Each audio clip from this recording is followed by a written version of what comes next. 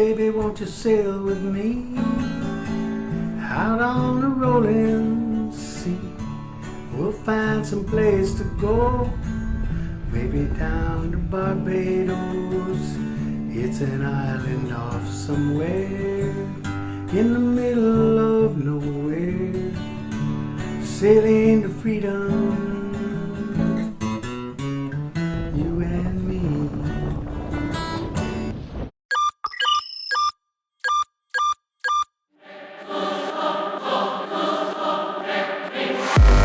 These blasted cables, where does the red one go again, Bart? Plucky, it's the LAN port. Look for the labeled port on the Peplink device. LAN, WAN, scam, what even is that? I deal with compasses and mainsails. It's local area network. Basic thing, mate. Keeps this whole network connected. Aye, it looks complex enough to sink a ship, it does, mate. Focus on the labels. Match LAN to LAN, WAN to WAN. It's not that complicated, Captain. LAN, WAN, this sounds like pirate mutiny gibberish. Got it into the right hole finally. Next, DNS configuration. Ready the terminal interface. Terminal interface? Speak plain words, Bart. You know, to input commands. Right, never mind, I'll explain. Just connect the damn cable. This is like navigating uncharted reefs in a storm. Life was simpler on the open seas. Oh, the lovely girls. Once you set this up, you'll realize how our tech is faster than any ship you sailed before. I should have stayed on the water. These machines mock me every day. Come on, Plucky, keep it going. One more connection. Alright, done. Finally, she powers up. There you go. Now, align the configurations per network parameters so that the 5G connection is activated. I feel as though I've been conscripted into some diabolical tech cult. Stick with it, sailor. The ship must sail, digital or not. Then may my compass guide me even through this dystopian tech labyrinth. Well said. Now let's get moving before this network crashes. Okay, so we've got a whole bunch of Peplink gear here. The reason why we're getting Peplink, people, is because we want to save money. We can do Starlink, but you know, when we're on passage, but there's no need to use Starlink because it's expensive. If we're reasonably close to 4G or 5G network, we've got this baby here that gives us a range of 70 kilometers. So the switches and all this gear here will actually, if we can get 4G, 5G, it'll be using that just on the local network, and if we sail outside of that, then it automatically goes to Starlink. We're going to attach all the cables, put a little SIM card in, and get it all powered up. The reason why we actually reached out to Peplink, as you know, I'm an IT consultant. We wanted to have IT gear that is marine capable. You know, there's a lot of salt spray and corrosion, etc. So we kind of reached out to Peplink, and they happily provided us with the top line of their systems. If you do it yourself, you won't need that much, but it's also a showcase for them to show their products. So we have several systems which are now going to be calling out and ask Peter to plug in cables to them, and that's going to be fun. And then later on I will also show you a little bit more in detail. I'll try to keep it as simple as possible for the people that don't know anything about IT, while also not getting so boring that the people that know IT go, what the hell is this? So yeah, Peter, can you find me the core component, basically, which is the switch? Port 1 of the switch. Yeah, into port 1 of the SIM card injector. Alright. Yeah, it should start lighting up some orange or green lights, which of course you don't know the difference in. No. I can't tell between the orange and green, but also, Bart, you got to make sure you tell me if my balls are showing. There's SIM card injector. SIM card is ready. So, okay, so we actually made this connection here, people, and now we're gonna look for the most important piece, actually, which is the router. And the router you see standing next to you, standing next to the switch. From the router on LAN 1. Yeah, we are. LAN, yeah, so LAN, for people who don't know this, is local area network. It means actually your local network. And then you have one wide area network, which is the connection to the outside world. So from LAN 1, you stick it into switch 2, for example. Switch 2? Well, it goes 1, 2, 3, 4, doesn't it? Top, bottom, right? Yeah, I think so, yeah. So it can be 2 or 3, it actually doesn't matter. I'm going to go 3 because it's easier. Yeah. So the connection we made now is this green arrow here. So what this thing will do, it will actually manage the connections to Starlink, because we still will have Starlink, and to the 4G, 5G big antenna that we have lying next to that. So it kind of, a router is kind of a decision maker of where to send traffic to, depending on what is configured on the router, and we'll go much more in detail on that later in the tech corner. And now we'll start to do the connections to the antenna. So now from 1, 2 of the router, which is the 2 ports on the right side, into the PoE adapter. So a PoE adapter is actually when the router can't supply the power to the antenna. You put in a little power adapter in the middle that puts 54 volts of power on top of the cables. And then from the PoE of the adapter, you take another cable and stick that in the antenna. Literally, it's like the size of a baby. Carry on? Yeah. Yeah, all good. Okay, and then we have the last one we need to plug in, which is again from the switch. From the switch, yeah. Yeah. yeah, and then you, because I haven't seen that, you stick this in the access point, so the big white box, the Wi-Fi access point. Yep. Yeah, that's the one. And as you can see on my screen, people, this is actually the in touch, in control page of Peplink. So the biggest advantage of why we chose this system and reached out to them is that I can manage this remotely. So even if Plucky is on the middle of the sea... Thank goodness, people. Thank goodness. I can manage this. So I'm sitting now in Belgium, and what you see here with the green lights on, so this is the router, this is the SIM injector, and this is the switch. So we see those already coming on. And we just got the AP Pro AX as well. So all of these devices report into the central console, and you can manage all of the settings and also special things like VPN and Speed Fusion, which I'll explain later. I can all manage that remotely. So the last cable, we're actually simulating the Starlink by connecting it to the office where Peter is, to the office local network. So the last cable you can plug into the other one port of the router, which is 1, 2, and you can plug that into the local network. So you can have multiple external connections, and depending on your configuration, you kind of have them work together. You can let them work together, or you can make them fail over or switch from one to another. So it's a very versatile system. And like I initially said, which you can see in the dome and the Wi-Fi access point and also the switches, it's all solid state. There are no moving parts, and it's completely enclosed. So it's exposed to the elements as the least amount possible. The antenna will actually come and hang halfway up the mast. And then the Wi-Fi access point will be placed in the back cockpit area on the catamaran outside.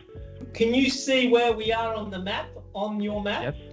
Yes, indeed. Because so, when you're showing the people the map's sort of cut off. But, oh, right, so you can see. Okay, good. Yeah. So I'm a little bit worried, Bart, that now that we've got communications that's not using the Vietnamese network, does that mean that I'm going to get a very loud knock on the door in a few minutes? Voila, I have 5 green lights here. You can see it on the screen. So I see all the devices now. And if we now go look at, for example, the router. Let me open that again. you see here actually that it says here 1-2 dome synergy linked, and it's connected to the dome. So they're actually cooperating together, and I can now do configuration across both of them because they're seen as one virtual router. But that might get a little bit too difficult. Hold it, hang on. Hold it. Oh no, my God. See what Bart has to put up with? And this is on almost a daily basis. Good on you, Bart. Thank you very much, my friend. I don't know where we'd be without you. Sailing into freedom. So it's fully connected now, and I can play further and show the people a little bit of the options on what it does.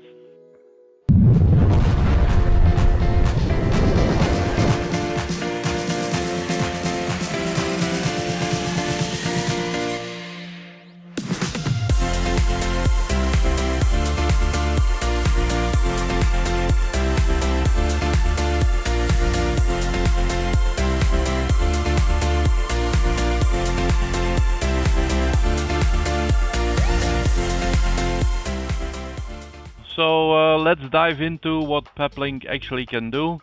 I'm not gonna go really deep into the technology because we have a lot of viewers, of course, that are not familiar with it. So please bear with me. What you see here now on the screen is the in control page. So I can manage all of these devices from Peplink completely remote from anywhere in the world. So let's just log in to that. Of course, it has two-factor authentication, so it's secure. So let me put in that number for now. And what you see here is coming up the main page. So as you can see, Plucky is now in this area on the map, where, let me quickly zoom out a little bit. So he's in Vung Tau in Vietnam. Which is actually a fairly tourist area, so and the factory is over here somewhere. So you see we have 5 devices and 1 organization. So you can have multiple organizations to manage from. So let's go to the Elcano challenge. And there you see our devices that we just showed you installing them.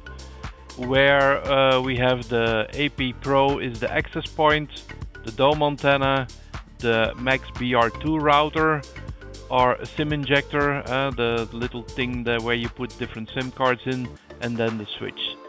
So from here I can actually go to each device, or I can also from the top here create reports, set organizational wide Wi-Fi settings so that all the devices under it will get them, organizational wide network settings, and so on. So I basically can control everything here.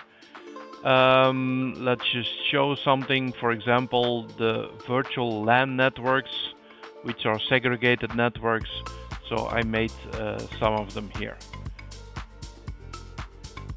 So let's go back to the dashboard. Now if I want to configure a device directly, which is also possible, I just click on this link here, which goes to the device page itself.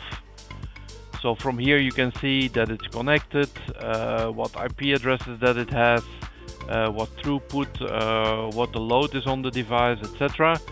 And if I now want to manage that completely directly, I go to the remote web administrator, which actually brings up another page, which is the web interface of the device itself.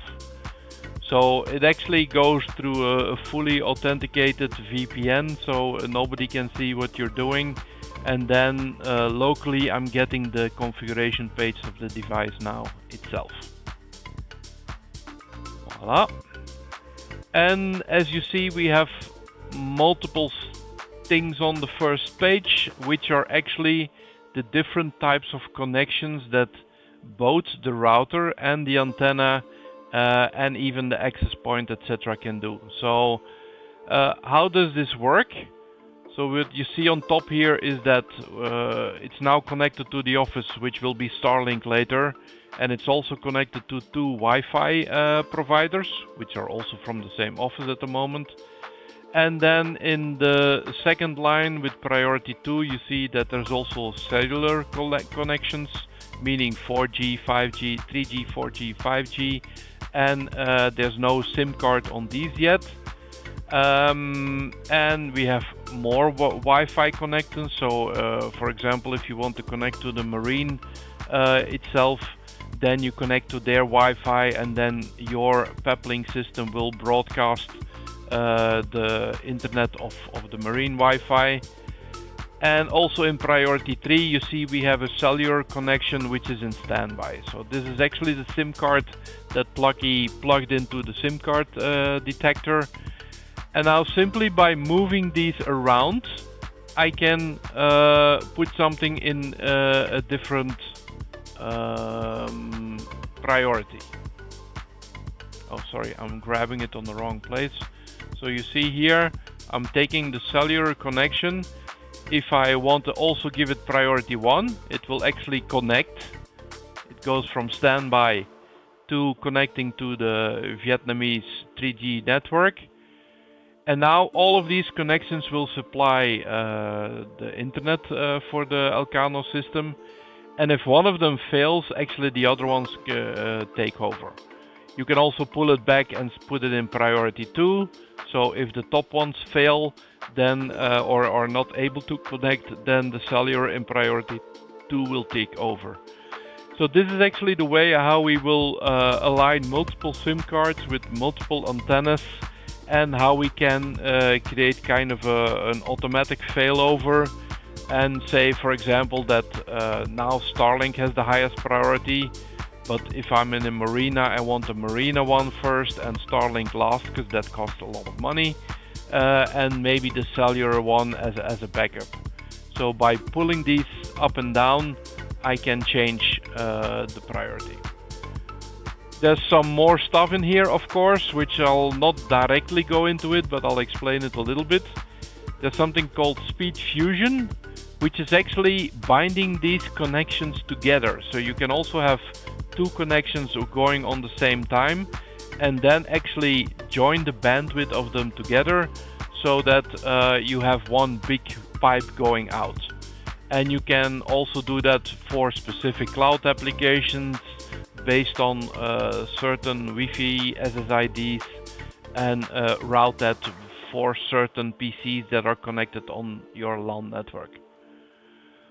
Furthermore, you have a vision on the network part. So these are the IP ranges that are connected to the router, and I'm not going to explain everything, but you can do a lot of settings for the ports, for the network, virtual networks, VLANs, and so on. You have a lot of advanced settings, so you also can do firewalling on every place. You can put on VPNs or tunnels towards your office network, for example. You can run Docker applications, so that you have an application running on the Peplink system that, for example, gives you a specific logon page, etc. So these are very advanced systems.